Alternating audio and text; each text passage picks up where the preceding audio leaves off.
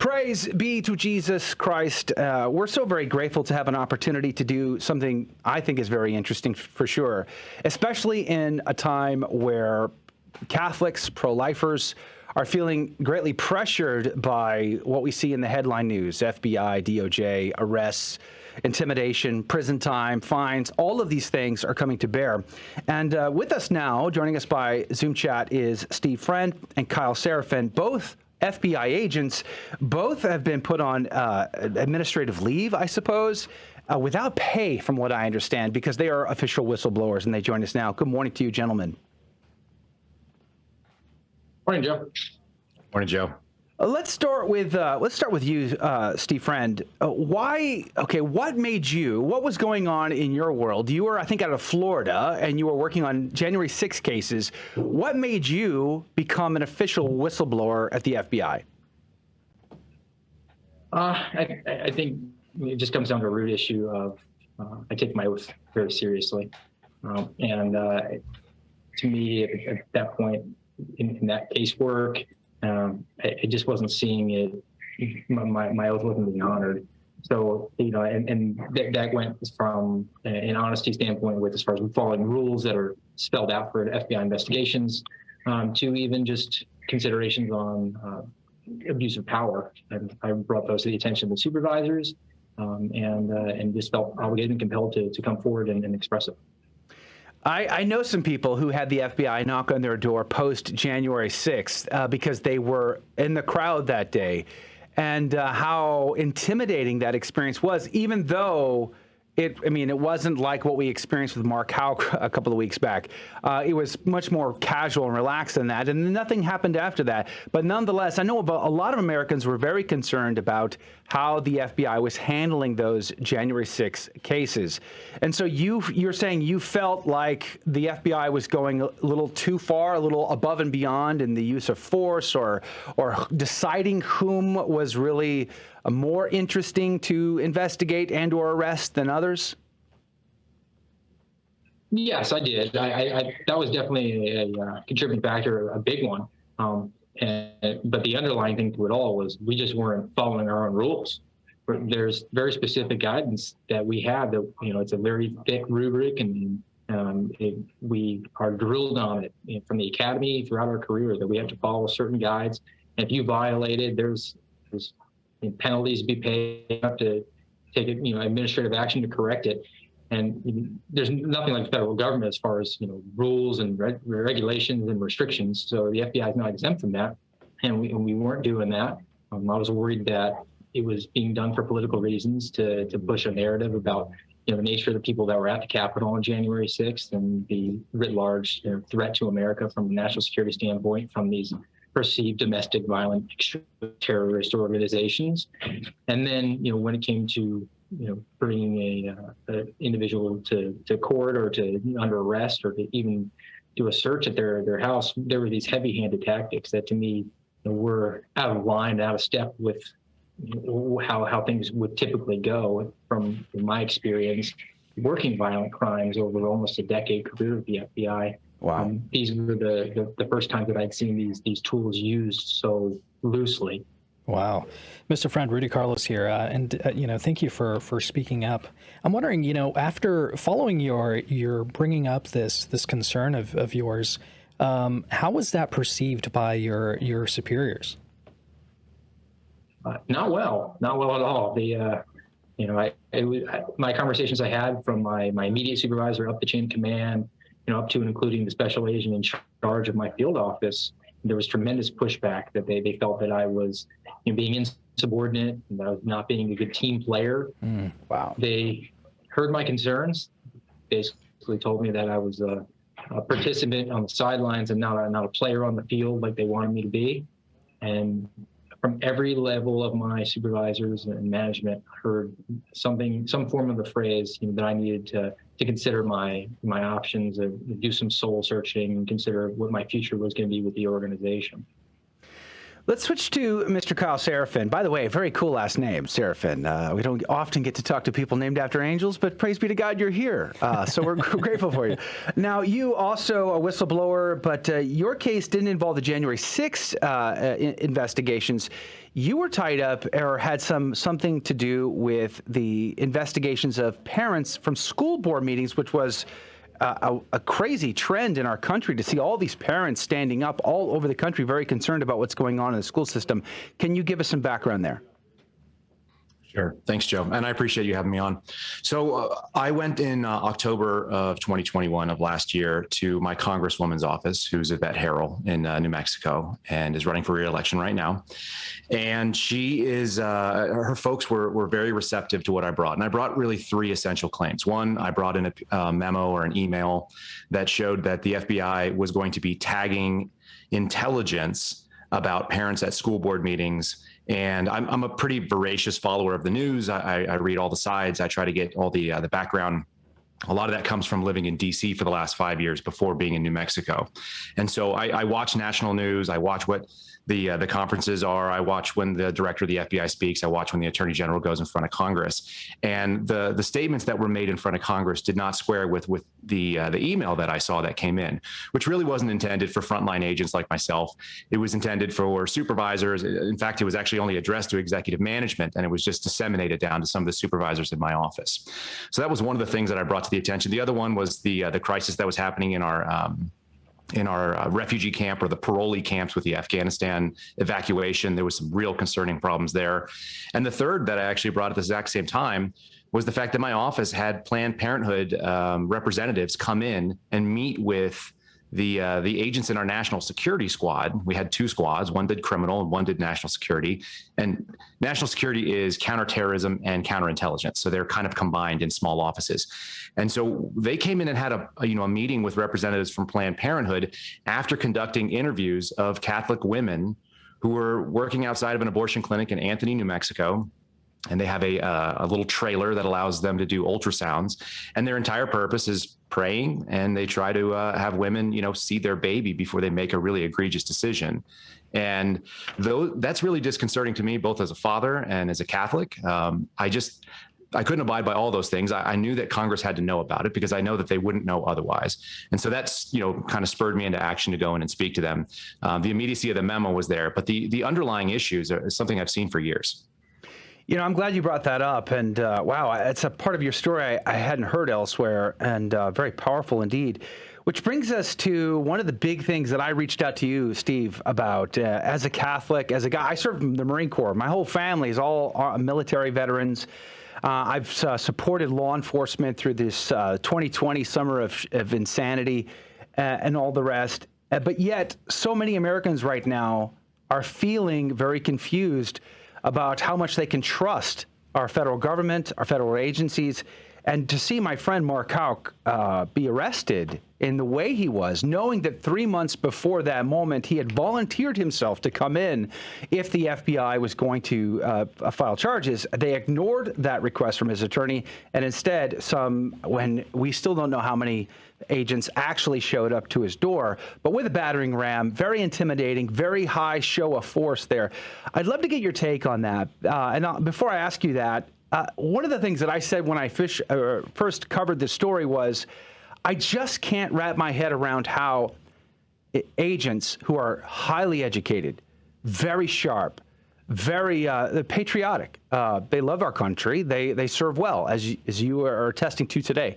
But I don't understand how you go to an arrest like that, where you show up with so many other agents, knowing that the person you're there to arrest doesn't have a prior, isn't violent, and he was accused of shoving somebody a year before. Is this the kind of way that we follow these investigations, that we arrest these people? I struggle to understand how that could be. Could you give me your thoughts on that? We'll go to you, Steve Friend. Yeah, I think that there's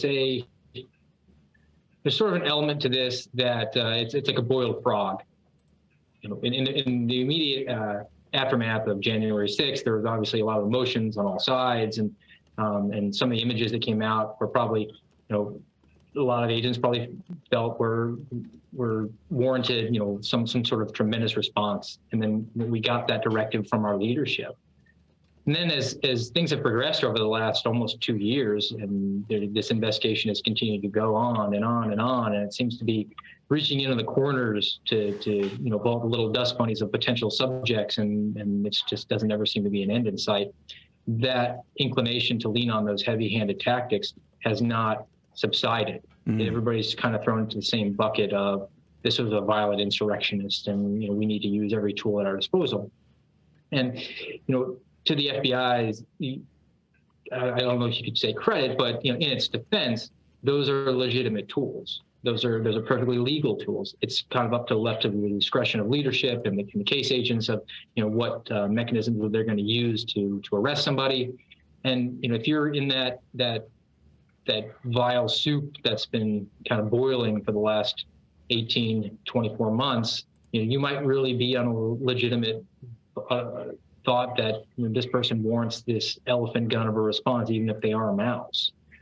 Coming in from the outside of this, because I really only got brought into anything related to January 6th last October. So, at that point, it'd been roughly 10 months since the incident.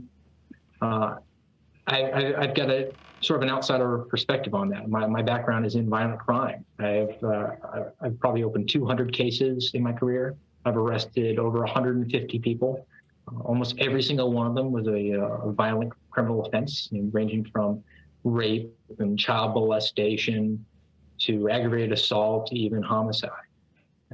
Not once did I use these tactics. They were at my fingertips to use, but I am pretty sober-minded when I think about that. And I looked into what's the best option to bring any situation to a peaceful resolution and no undue risk to the individual, to the agents that are going to be involved. And I'm willing to kind of take that step back and look at it, and also lean on my bread and butter of the FBI, which is its local law enforcement partners. That is something that is relentlessly drilled into us from our first day at the FBI Academy, where there's a national academy going on with leadership and sergeants and lieutenants and captains and majors and chiefs of police from all across the country. And the overarching message, to go into that academy, side by side with those individuals is, well, guys, we're all on the same team. We need to work together, be it for cooperation, investigation, sharing information. And in my case, arresting a violent criminal. It was somebody who, similar to the people on January 6th, had been cooperating with me, who had spoken to me, and I'd shown respect to, even in the face of some violent accusations and pretty vile crimes. But there's still an aspect to being an investigator where you have to have that open dialogue with people and mutual respect of the process, the due process of law. So for all of my arrests, talked to my local partners every single time. They went and knocked on the door, told Mr. Smith, there's a federal arrest for you for aggravated assault. You got to come with me. Okay, no problem. Turn around, get handcuffed, get brought to the police station where I meet them. That process works because there's a mutual respect. There's a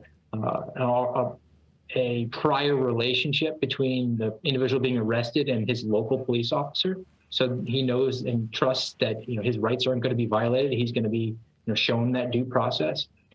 And coming from that background and having that experience for almost a decade in the FBI, and then being tossed into these domestic terrorist investigations that were all derivative from January 6th, I saw a Venn diagram that overlapped where these people were accused of sometimes pretty awful crimes, but they had been cooperative and, in my opinion, were due that sort of outreach. It's very simple for us to place a phone call to an attorney for an individual if they're already represented.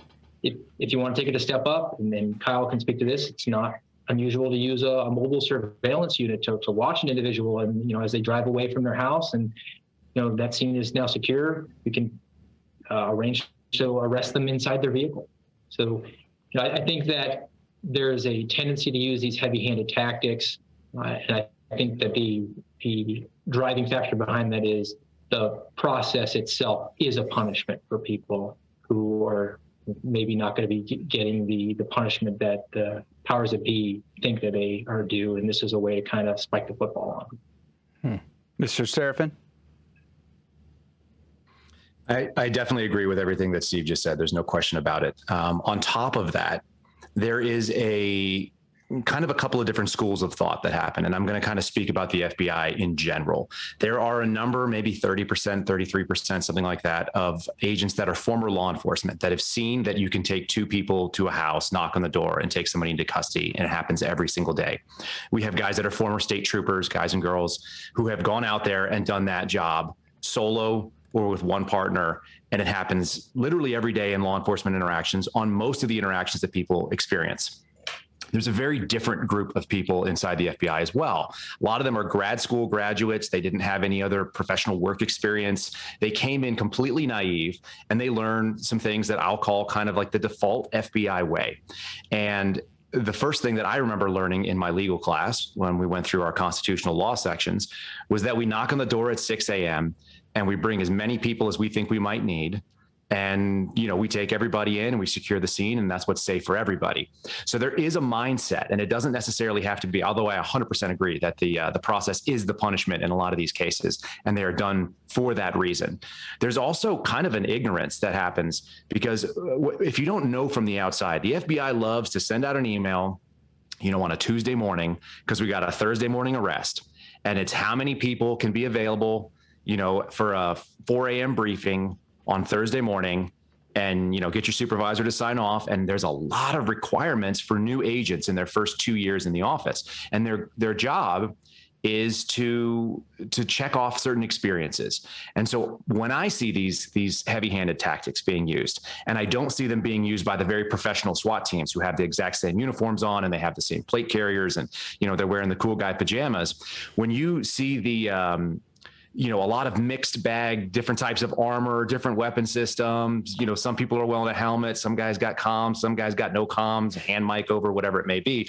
It's this mixed bag. A lot of that is just a grab bag squad of newer agents who are trying to knock out experiences that don't have the background like Steve does to know that there's a much easier way to do it. And the management signs off on it because, one, they've got to get these people the experience. That's part of the requirement they have. They've got to move them through the process.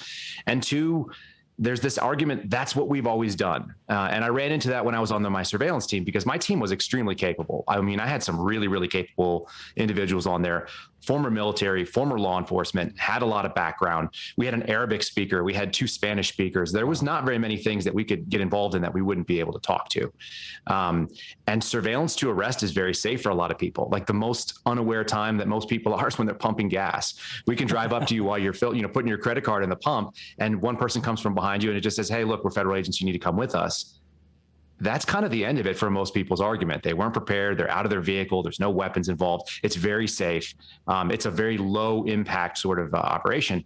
But the alternative is we go and you bang down your door and we try to scare you while your kids are there, and you may have weapons. We definitely have weapons. We've really amped up. We've turned the temperature up on what that interaction could look like. And what I'm very hopeful, but I'm not entirely sure, is that there's not a provocation that's happening, because one of these people, many of the people that we're talking about, you could be pro-life and still be pro-gun at the same time. And my family's a great example of that. What I don't want to see is someone knocking down the door, to a husband and a father who's got little kids. And that guy has already made up his decision that if someone comes into my house, the expectation is that not that it's going to be law enforcement. There's just no reason that you would expect that to be the case, particularly in Mark's case. I just wouldn't assume that someone knocking down my door is a federal task force or a federal SWAT team or a group of federal agents. So that's the real concern that I have, is that there's this provocation that's happening, this poking the bear to see what's going to happen. And if they get a negative response, it's really just going to confirm all the biases that exist at the upper levels of the FBI, that this is a group of violent people. And that's terrifying to me on a lot of levels. It's interesting when you were saying they have to check a box to get certain experiences. When you said that, I immediately thought of Mark's kids. I've known Mark since 2007. I've known him a long time. I spent some time with his family. And they're still traumatized by that experience, seeing their father taken away. The intensity of that, they don't know if it's SWAT team or if it's just rookie agents. They know these guys are dressed in ballistic gear. They're carrying weapons that look very intimidating and scary, or as President Joe Biden might say, assault weapons. And Mark shared with me that he was worried that one of his boys might think it was a fun game and grab his own airsoft weapon, and then what would happen next? So it's a very, very precarious situation, and that level of intensity sticks with these young minds. So let me just ask this question. You seem to somewhat indicate this, but I'd like you to give me another answer. Is the FBI being used for a political agenda in all this? Is this process the punishment, knowing they can't probably secure the FACE Act violations in the long run because the case seems very flimsy at best? So is this just an intimidation campaign to get pro-lifers from being and praying at and trying to save babies at abortion clinics? What say you, Mr. Friend or Mr. Seraphin? I think there's definitely an element to that. I think that, there also might be a trial balloon aspect to it as well. How far can we push it? We saw, elements of this with the coronavirus over the last couple of years. We can get people to put a cloth mask on their face. Well, we can get family members to, not go see their dying grandmother in the hospital, or we have to make that a Zoom call. And for all the pushback, culturally in this country about, we're rah-rah, we're cowboys, and we stand up for our freedoms. There's a whole bunch of guys that had 30-inch biceps that were putting masks on their kids to walk into a Costco. So I think that to me demonstrated that there is a pliability to the public. And, how could perhaps to me, I was thinking about this over the weekend, I look for precedents. If what's gone on with these FACE Act violations, is allowed, even if downstream there's some sort of dismissal of case, and who's to say if that actually happens, how far is that going to be from, well, we're going to expand that understanding of what the FACE Act is. They did that with January 6th with the obstruction of process charge, which was supposed to be for Enron, for shredding documents, but now it's been, applied to people who were walking into the Capitol. FACE Act, well, you're interfering with somebody's ability to access, an abortion at a clinic. Could that be you did a fundraiser for a pro-life candidate? Because that individual is going to come into power and maybe stop a Planned Parenthood from opening. That's definitely going to interfere with your ability to access that resource. So if this goes without question or without any sort of pushback, then that trial balloon just keeps floating up and up and up. We've seen over 100 incidents at pro-life clinics, Catholic churches, and organizations, and no arrests have been made in those circumstances. Do you see that as one of the puzzle pieces in trying to understand what is going on within the FBI? So from my personal experience, after the Dobbs decision came down, at the time, I was assigned to be working domestic terrorism matters, but it was sort of an unwritten agreement from my office that I still handled child exploitation, human trafficking matters. So actually reached out to some of the pregnancy centers and spoke to them about potential threats, because that to me was a legitimate domestic terrorism concern. And they were also a resource for human trafficking victims who might be seeking assistance if they became pregnant as a result of being trafficked.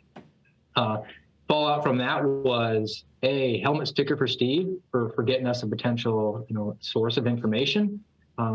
But you really need to focus on the abortion clinics, because they're the ones that are going to be at risk after this decision comes down. So we want to see a similar outreach to them.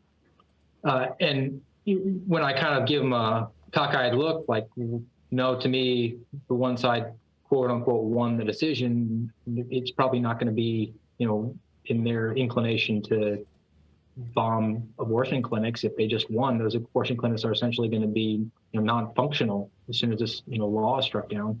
I got, we can't pick sides on this. We need to be neutral. I say this with a fair amount of confidence.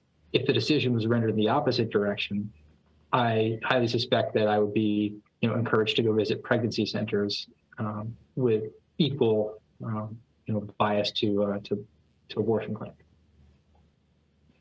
Kyle, anything to add there?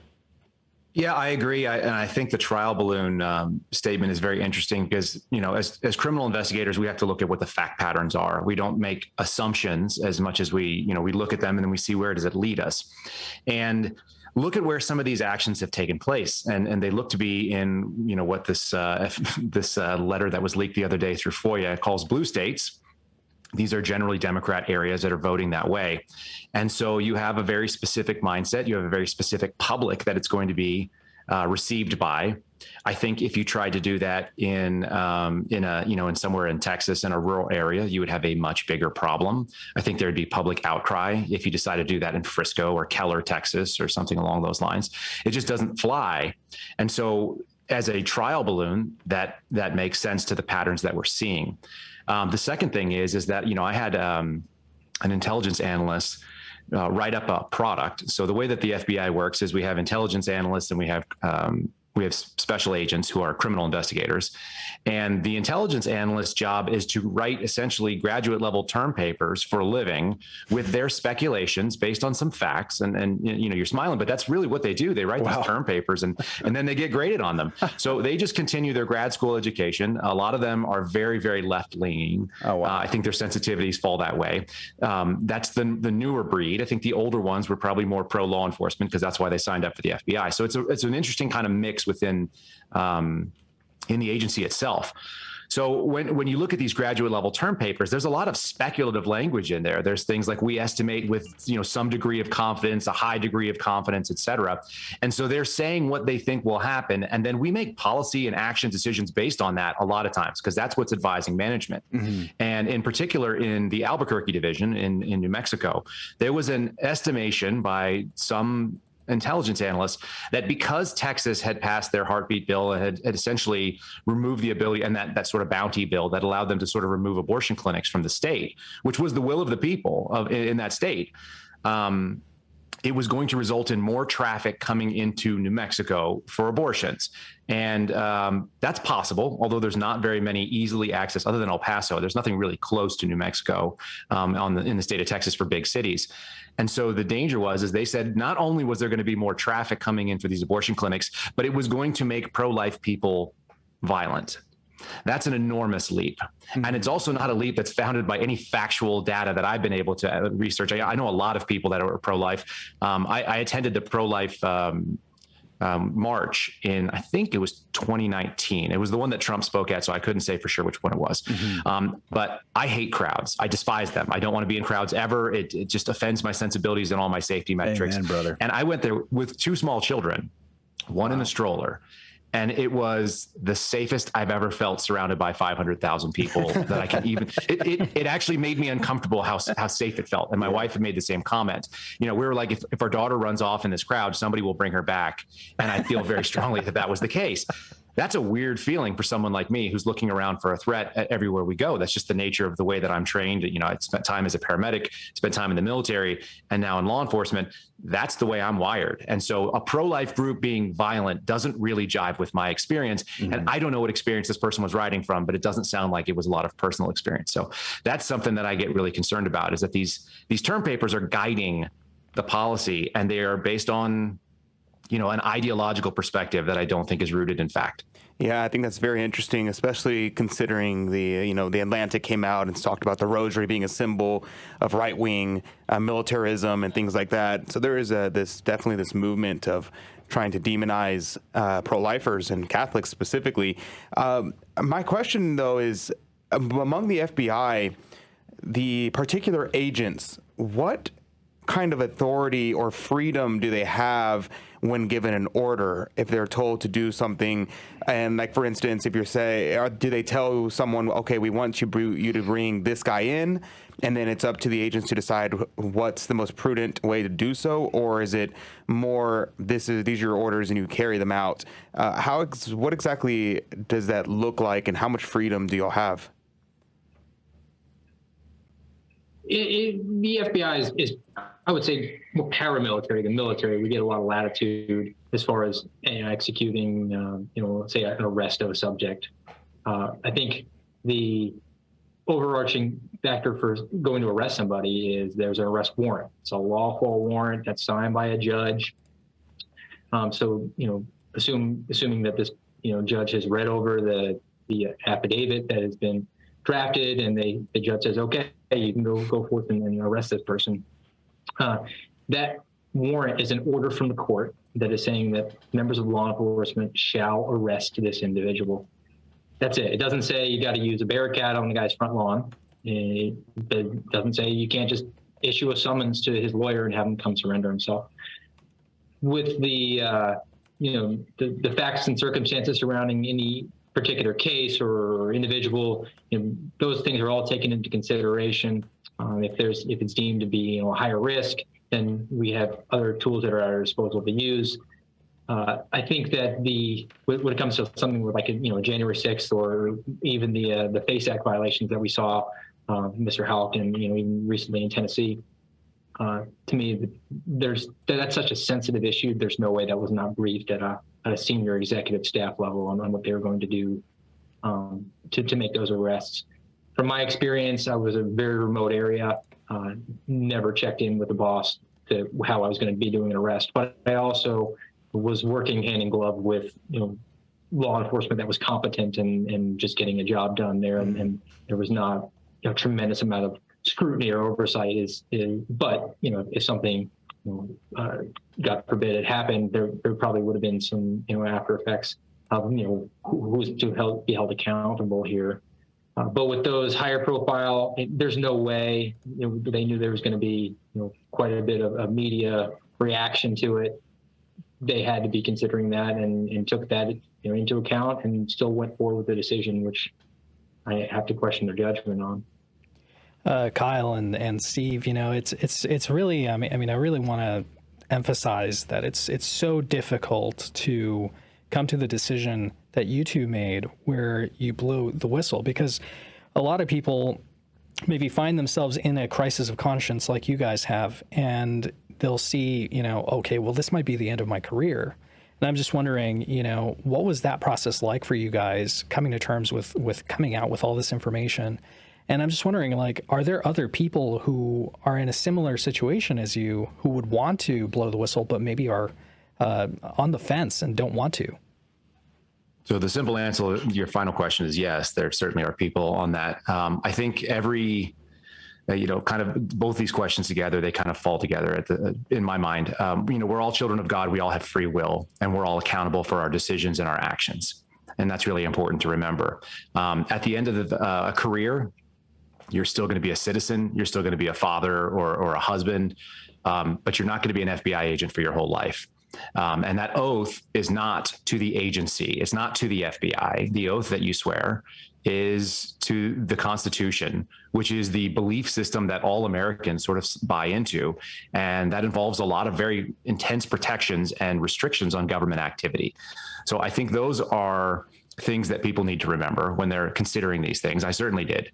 When Steve and I first connected, which was only a couple of weeks ago, and we didn't know each other, I'm very jealous that he got to work in small offices where he had minimal management oversight. I saw a much bigger office experience. Washington, D.C. is one of the larger FBI offices. It's in the top 3.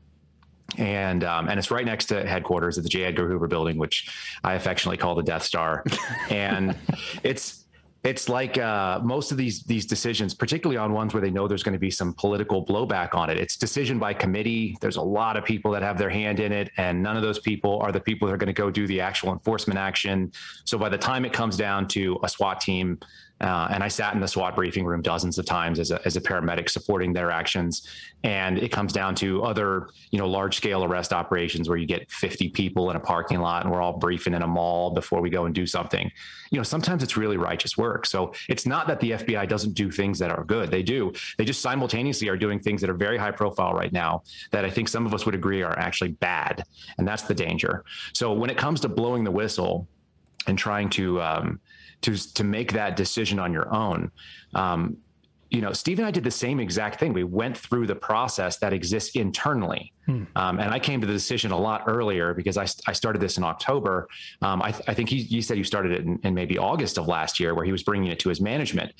I had already seen that DC fails our organization. Like, that's just the nature of the way that it is right now. I watched so many bad decisions happening through 2020 and the BLM riots, just this like do something, someone screaming, hitting the something button, but like nothing that made sense came out of it. A lot of really bad activities that were dangerous, and putting federal agents in a crowd control situation is a really toxic idea because we don't have all the tools of crowd control. It's not what we're built for. So I watched this do something. I watched this run forward and make terrible decisions. So I already knew the process was broken, but it didn't stop me from going through and talking to Congress. I spoke to supervisors previously at different offices. I went through the Office of General Counsel in 2019, I want to say, and had an attorney draft a letter saying that there was some real, serious issues with the way our surveillance program was being run, and there was no response. Wow. And unfortunately, and same thing with when you go to Congress, their response is incredibly slow for the dangerous activities that move very, very quickly. The kinetic environment that law enforcement is working with happens on a daily basis. Congress works on a weekly or a monthly schedule, and they have breaks and recesses and so on. So there is some real danger. And at some point, I have a family background. My dad was in the media for over 30 years. And it's like, well, maybe this just needs to go to the American people, and that's going to tank this career. Like I'm done working there. It's not going to happen. They've already suspended me. They haven't paid me since June. I have zero expectations of ever going back to the FBI. And I don't think I ever could, because how do you go back to an organization that stabbed you in the back when you do what they told you to do, which is what is right, and don't accept, that sort of evil decision. So I hope that answers the question, but it's definitely, there's a lot of elements to it. And to that same point, we had, over the course of years, Republicans used to be huge champions of the FBI, the CIA, and other government institutions like that. Then more recently, the Democrats have been cheering them on and saying, oh, it's so great, they're doing X, Y, or Z. And now it's kind of flip-flopped, and everyone is on the opposite side. Here's people talking about maybe we should defund the FBI and just not have, just dissolve it completely. And I'm not sure about what the best course of action might be. Would it be to clean house and try to make things better? Or maybe is it that these government agencies really just should not exist? What's your take on the proper steps forward? I do not envy the next occupant of the White House or the next director of an FBI. That is, to me, a decision that they're going to be confronted with. I don't even know how you get to the point where you say, well, I guess we're going to fire everybody, and then Bob over here, he'll be in charge of rehiring them one at a time if we think that they're an asset. And that's one agency within one department of the federal government. It's just a massive task. I think that they're probably going to require a lot of ideas coming in to choose the best course of action. I do think that they need to lean back on what are the core values that the FBI is supposed to represent, and let those be the overarching factors in how they're going to proceed. I think when it came to hiring Kyle and myself, maybe at the time they were doing it, they had lost their way at that point and just hadn't come to the public's attention. But they were a blind squirrel, and they found two acorns, guys that actually were fully believing in the mission of the FBI and took their RO seriously. Kyle, there needs to be a way to identify those people and have them be in positions where they can make recommendations and decisions and bring their ideas to the table without fearing retribution because they're just not towing the party line. Kyle, I wanted to ask you something about in your conversation with Dan Bongino. I found incredible and almost scary, and that is a big part of what you were doing in the FBI was intelligence work. And you said to Dan that the FBI has basically transformed into another intelligence agency, and is essentially, and I would love for you to push back if this is not the case, the FBI has essentially become a domestic intelligence agency, and basically Americans are being investigated, or as some would characterize it, spied on domestically without their knowledge of that. Can you speak to that for a moment? Because that seems like it's part of the problem in the FBI and definitely not part of the solution. Absolutely.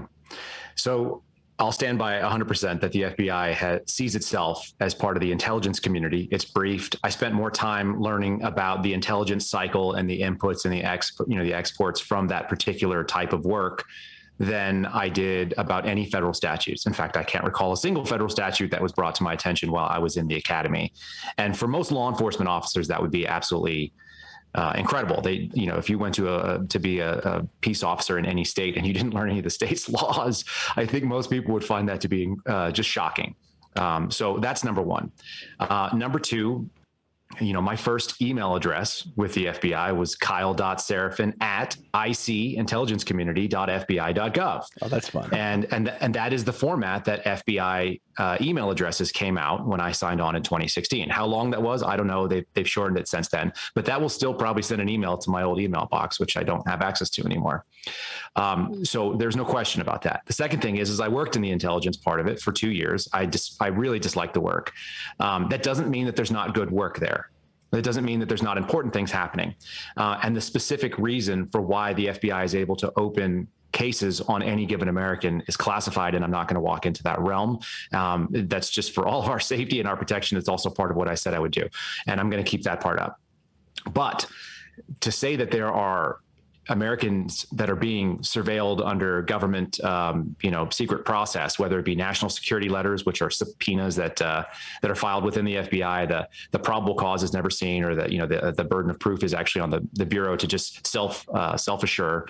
And they'll get your bank records and they'll get your toll records from your phones and so on and so forth. That's 100% the case. There's no question about it. That's not debatable. It's not something that anybody can deny in any meaningful way.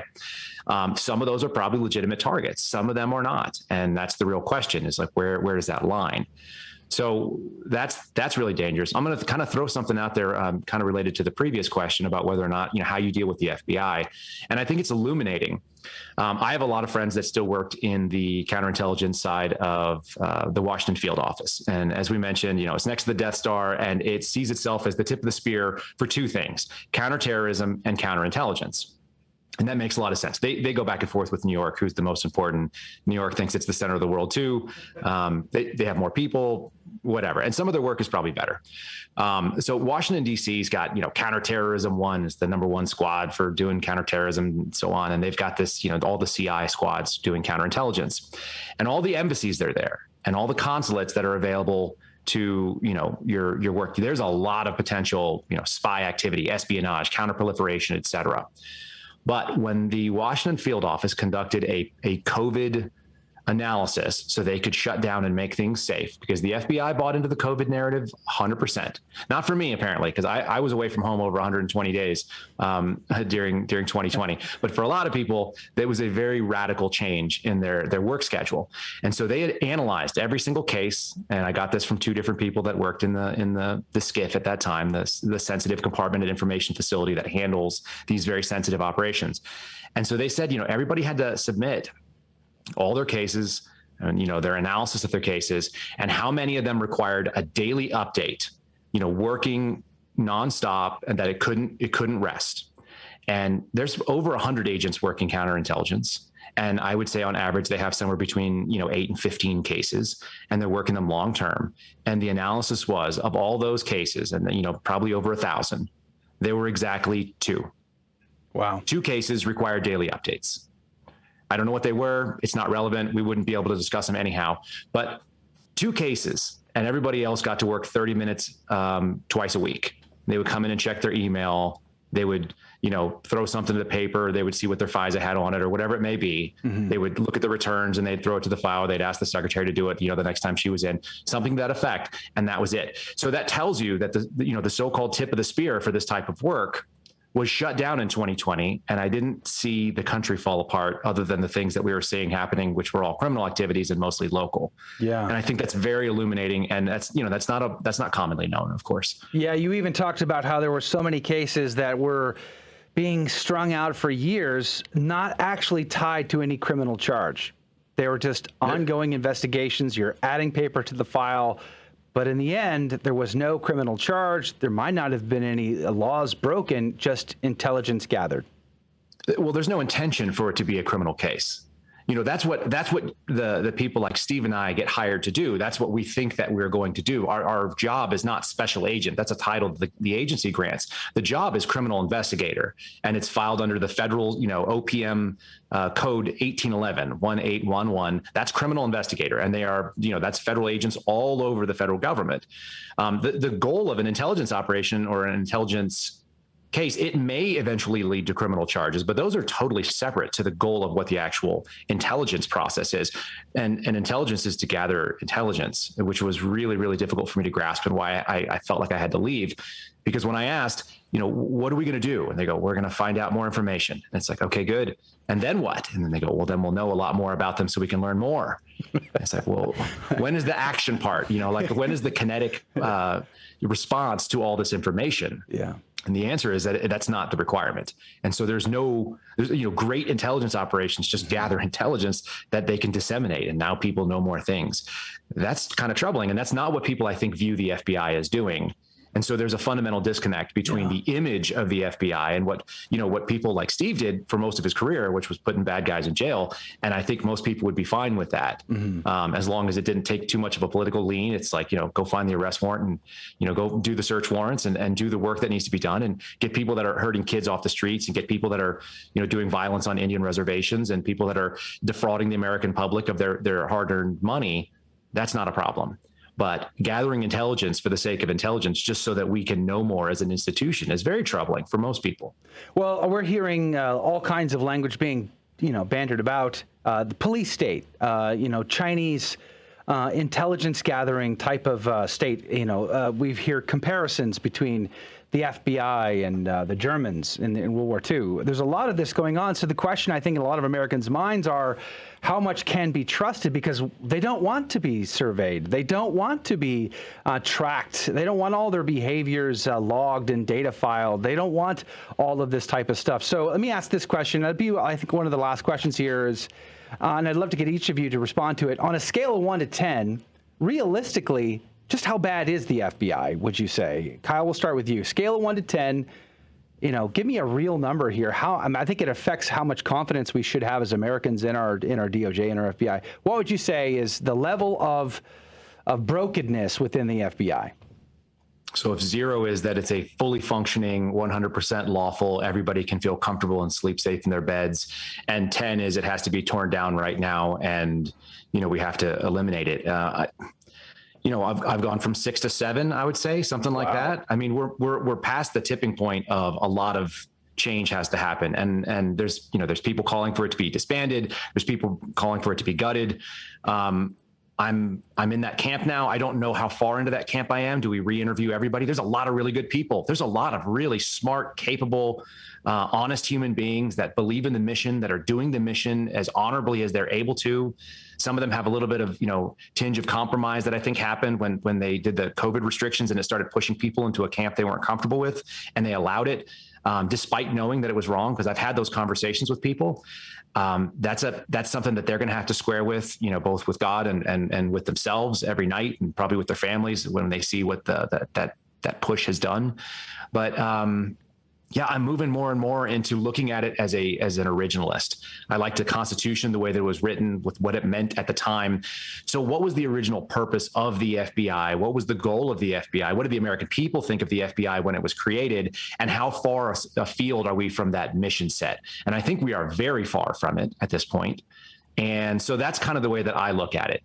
Is there a need for an FBI? And the real question for that is could we rehire all these federal agents under a state agency and, give them Title 18 authorities to enforce federal law, which I think would be great, and then report to an attorney general who the American people, in their individual states have a chance to vote on a regular basis and decide whether they like the way that it's going. It gives us 50 independent laboratories for the way that America can work. That's kind of my lean right now.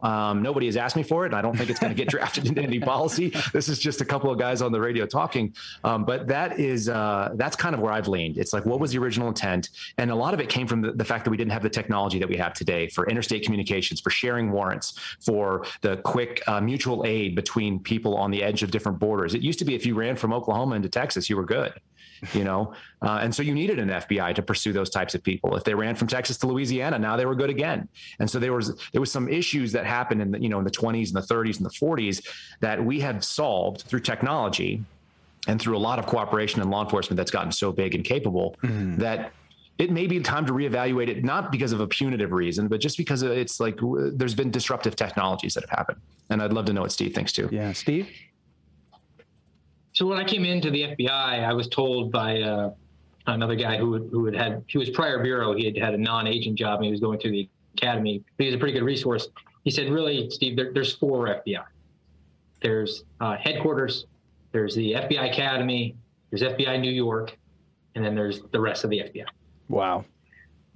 And each one of those 4 legs of that stool has its own, issues and identity, and they're all competing with each other for, how we're going to run this ship. I would probably consolidate that at this point and say there's the academy, there's the field, and then there's headquarters. On a scale of 1 to 10, I think that we are at a 10 on headquarters and at the academy. And I say that for the academy with who are we bringing in? That needs to be blown up, that process. There's a lot of issues with the hiring process, and the Bureau is facing a rash of retirements coming up. A lot of agents who got in right after 9/11 are now exceeding their 20 years, and they're going to be punching out here soon. So there's going to be this big gap, and we're going to be bringing in new people. We're already lowering standards with when it comes to physical fitness. Wow. Discussions about drug use history, criminal history, that sort of thing. So I think that whole process needs to be blown up and reconstituted. Headquarters, from my outsider's perspective, granted, but I've been in long enough and I've had enough discussions with people who have been there.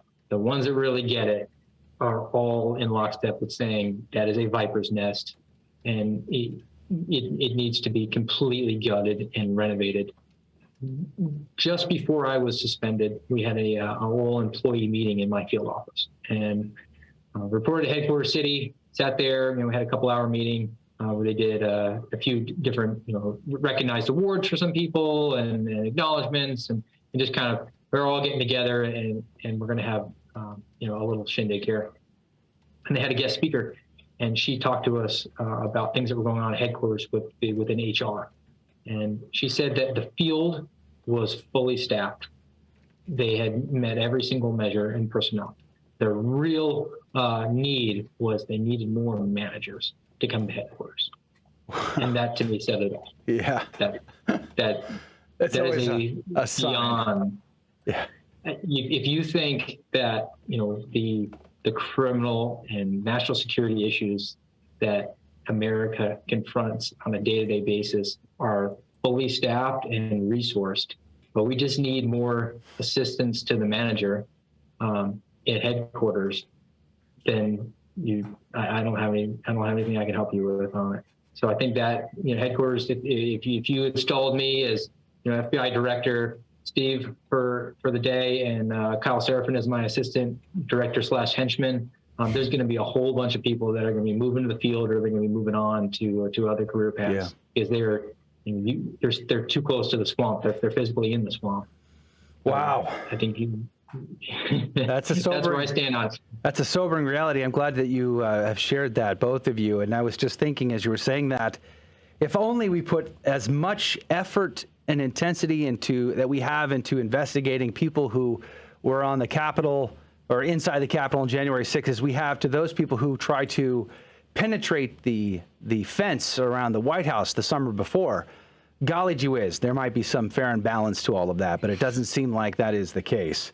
I don't know what the answer is. I pray for those honest Americans that are serving our country in these federal agencies. I pray for them, for their families.